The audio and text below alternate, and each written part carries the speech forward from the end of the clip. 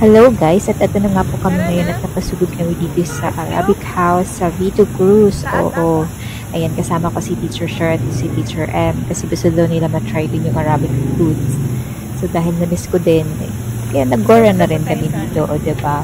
So ayun, nalaman ko to dahil kay Rapsan. Thank you sa'yo, Rapsan. And kasi sabi niya is Saudi daw yung cook dito and authentic talaga yung lasa.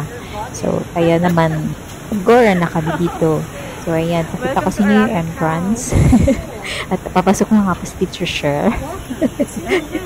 Ayan, so yung, yung mga menu nila is naka-post din naman sa labas. Mayroon silang poster. And then, sa loob, syempre. So, dito, pinapapili kami dito kung sa baba daw ba kami or sa taas. So, mas pinili namin dito sa taas para mas feels yung pagkain sa ng Arabic food sa isang like Saudi resto or Middle Eastern resto, ganun.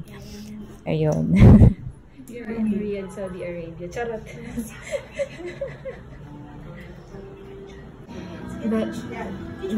meron po kaming kasama dito na ano. enjoy na enjoy. Enjoy po siya sa ano niya. Sa outfit niya. Kasi nga authentic yung ano.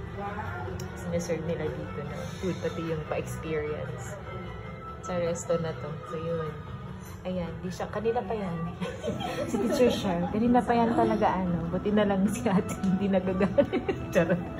Ayan, mabait sila dito. Talaga na.